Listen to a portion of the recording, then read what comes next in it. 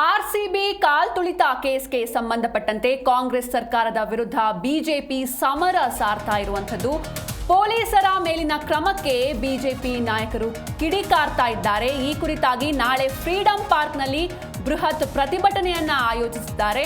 RCB ಕಾಲ್ತುಳಿತ ಕೇಸ್ಗೆ ಸಂಬಂಧಪಟ್ಟಂತೆ ಕಾಂಗ್ರೆಸ್ ಸರ್ಕಾರದ ವಿರುದ್ಧ ಬಿಜೆಪಿ ಸಮರವನ್ನ ಸಾರ್ತಾ ಇದ್ದಾರೆ. ನಾಳೆ ಫ್ರೀಡಂ ಪಾರ್ಕ್ನಲ್ಲಿ ಬೃಹತ್ ಪ್ರತಿಭಟನೆಯನ್ನ ಆಯೋಜಿಸಲಾಗಿದೆ. ಸಿಎಂ ಡಿಸಿಎಂ ಈ ಕೂಡಲೇ ರಾಜೀನಾಮೆ ಕೊಡಬೇಕು ಅಂತ ಕೇಸರಿ ಬ್ರಿಗೇಡ್ ಪಟ್ಟು ಹಿಡಿದಿರುವಂಥದ್ದು. ಕಾಂಗ್ರೆಸ್ ವಿರುದ್ಧ ನಾಳೆ ಬಿಜೆಪಿ ಫ್ರೀಡಂ ಪಾರ್ಕ್ನಲ್ಲಿ ಬೃಹತ್ ಪ್ರತಿಭಟನೆಯನ್ನು ಆಯೋಜಿಸಿದೆ. 10,000 ಜನರನ್ನ ಸೇರಿಸಿ ಸರ್ಕಾರದ ರಾಜೀನಾಮೆಗೆ ಆಗ್ರಹಿಸಲಿದೆ. ಇದೇ ಸಂದರ್ಭದಲ್ಲಿ ರಾಜ್ಯದಾದ್ಯಂತ ಹೋರಾಟ ಮಾಡಿ ಆಡಳಿತಗಾರರಿಗೆ ಬಿಸಿ ಮುಟ್ಟಿಸುವ ಕೆಲಸವನ್ನ ಕೂಡ ಮಾಡಲಿದೆ ವಿಪಕ್ಷ ಬಿಜೆಪಿ. ಎನ್ನು ಆರ್ಸಿಬಿ ವಿಜಯೋತ್ಸವದ ವೇಳೆ ಕಾಲ್ತುಳಿತ ಸಂಭವಿಸಿತ್ತು. 11 ಜನ ಆರ್ಸಿಬಿ ಅಭಿಮಾನಿಗಳು ಸಾವನ್ನಪ್ಪಿದ್ರು ಕೂಡ. ಸೊ ಈ ಹಿನ್ನೆಲೆಯಲ್ಲಿ ಎಲ್ಲ ಒಂದು ದೂರುಗಳನ್ನು, ಎಲ್ಲ ನಿರ್ಲಕ್ಷ್ಯ, ಬೇಜವಾಬ್ದಾರಿತನಗಳನ್ನು ಎಲ್ಲವನ್ನೂ ಕೂಡ ಪೊಲೀಸ್ ಅಧಿಕಾರಿಗಳ ಮೇಲೆ ಹೊರಿಸಿದ್ರು ಕಾಂಗ್ರೆಸ್ನ ನಾಯಕರು. ಸೊ ಈ ಹಿನ್ನೆಲೆಯಲ್ಲಿ ಪೊಲೀಸ್ ಅಧಿಕಾರಿಗಳನ್ನು ಅಮಾನತು ಕೂಡ ಮಾಡಲಾಗಿತ್ತು.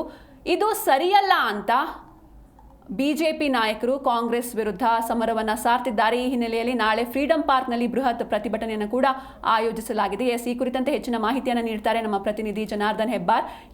ಜನಾರ್ದನ್, ಆರ್ಸಿಬಿ ವಿಜಯೋತ್ಸವದ ವೇಳೆ ನಡೆದಂತಹ ಕಾಲ್ತುಳಿತ ಕೇಸ್ಗೆ ಸಂಬಂಧಪಟ್ಟಂತೆ ಪೊಲೀಸರನ್ನ ಅಮಾನತು ಮಾಡಲಾಗಿತ್ತು. ಈ ಕುರಿತಂತೆ ಕಾಂಗ್ರೆಸ್ ಸರ್ಕಾರದ ವಿರುದ್ಧ ಬಿಜೆಪಿ ಸಮರವನ್ನ ಸಾರ್ತಾ ಇರುವಂತದ್ದು. ನಾಳೆ ಫ್ರೀಡಂ ಪಾರ್ಕ್ನಲ್ಲಿ ಬೃಹತ್ ಪ್ರತಿಭಟನೆಯನ್ನು ಕೂಡ ಆಯೋಜಿಸಲಾಗಿದೆ. ಏನಿದೆ ಈ ಕುರಿತಂತೆ ಹೆಚ್ಚಿನ ಡೀಟೇಲ್ಸ್? ರಾಜ್ಯ ಸರ್ಕಾರದ ವಿರುದ್ಧ ಬಿಜೆಪಿ ಹೋರಾಟವನ್ನ ಮಾಡ್ಕೊಳ್ತಾನೆ ಬರ್ತಾ ಇದೆ. ಈಗ ಇನ್ನೊಂದು ಅದಕ್ಕೆ ಹೋರಾಟ ಸೇರ್ಪಡೆ ಅಂತಂದ್ರೆ ಆರ್ಸಿಬಿ ವಿಜಯೋತ್ಸವದ ವೇಳೆಯಲ್ಲಿ ಆಗಿರುವಂತಹ ಕಾಲ್ತುಳಿತದಿಂದ 11 ಜನ ಮೃತಪಟ್ಟಿದ್ದಾರೆ ಅಂತ ಮಾಹಿತಿ ಇದೆ. ಆ ನಂತರದಲ್ಲಿ 16 ಅನ್ನೋ ಲೆಕ್ಕವನ್ನ ಕೊಟ್ಟಿದೆ ಸರ್ಕಾರ ಕೋರ್ಟಿಗೆ ಅನ್ನೋ ಮಾಹಿತಿನೂ ಕೂಡ ಇನ್ನೊಂದು ಕಡೆಯಲ್ಲಿದೆ. ಆರೋಪವನ್ನ ಬಿಜೆಪಿ ಖುದ್ದಾಗಿ ನೆನೆ ದಿನ ಮಾಡಿದ್ರು.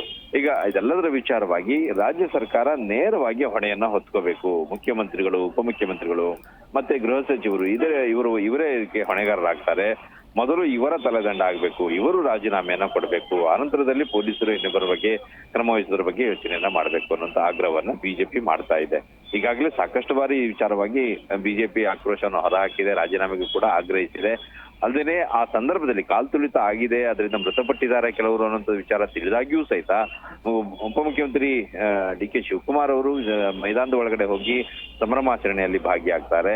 ಇನ್ನೊಂದ್ ಕಡೆಯಲ್ಲಿ ಮುಖ್ಯಮಂತ್ರಿಗಳು ಮೊಮ್ಮಗನ್ ಜೊತೆ ಹೋಗಿ ಹೋಟೆಲ್ನಲ್ಲಿ ದೋಸೆ ತಿಂತ ಕೂತ್ಕೊಳ್ತಾರೆ. ಇದು ಎಷ್ಟರ ಮಟ್ಟಿಗೆ ಇವರ ಜವಾಬ್ದಾರಿ ಇದೆ ಅನ್ನೋದನ್ನ ತೋರಿಸುತ್ತೆ ಅನ್ನೋ ಆರೋಪವನ್ನು ಬಿಜೆಪಿ ಮಾಡ್ತಾ ಇದೆ. ಹೀಗಾಗಿ ಇದಕ್ಕೆ ಯಾವುದೇ ರೀತಿಯ ಕಾಲಹರಣ ಮಾಡದೇನೆ ತಕ್ಷಣವೇ ರಾಜೀನಾಮೆಯನ್ನ ಕೊಡಬೇಕು.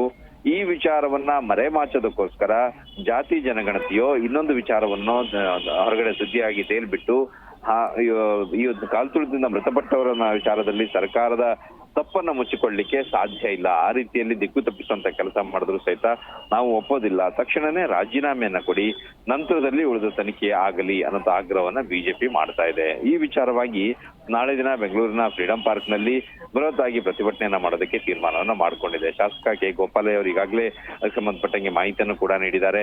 ಬೃಹತ್ ಪ್ರತಿಭಟನೆಯನ್ನ ಮಾಡ್ತೀವಿ, 10,000ಕ್ಕೂ ಹೆಚ್ಚು ಜನರನ್ನ ಸೇರಿಸ್ತೀವಿ. ರಾಜ್ಯ ಸರ್ಕಾರದ ವಿರುದ್ಧ ಈ ಹೋರಾಟ ನಿರಂತರವಾಗಿರುತ್ತೆ. ಅವರ ತಲೆದಂಡ ಆಗುವ ತನಕ, ಅಂದ್ರೆ ರಾಜೀನಾಮೆ ಕೊಡುವ ತನಕ ನಮ್ಮ ಹೋರಾಟ ಇದ್ದೇ ಇರುತ್ತೆ. ಕೇವಲ ಬೆಂಗಳೂರಿನಲ್ಲಿ ಮಾತ್ರ ಅಲ್ಲ ಸಿಂಚನ, ಇಡೀ ರಾಜ್ಯದಂತ ಜಿಲ್ಲಾ ಕೇಂದ್ರಗಳಲ್ಲಿಯೂ ಸಹಿತ ಈ ರೀತಿಯ ಪ್ರತಿಭಟನೆಗಳನ್ನ ಮಾಡ್ತೀವಿ. ಏಕಕಾಲಕ್ಕೆ ಪ್ರತಿಭಟನೆಯನ್ನ ಮಾಡಿ ರಾಜ್ಯ ಸರ್ಕಾರದ ಮೇಲೆ ಒತ್ತಡವನ್ನ ಹೇರ್ತೀವಿ. ಕೇಂದ್ರ ಕಾಂಗ್ರೆಸ್ನ ಹೈಕಮಾಂಡ್ ಸಹಿತ ಈ ವಿಚಾರದಲ್ಲಿ ತಕ್ಷಣನೇ ತಮ್ಮ ಅಭಿಪ್ರಾಯವನ್ನ ಹೇಳಬೇಕು ಮತ್ತು ರಾಜೀನಾಮೆಯನ್ನ ಪಡೆದುಕೊಳ್ಳುವಂತ ಕೆಲಸವನ್ನ ಮಾಡಬೇಕು.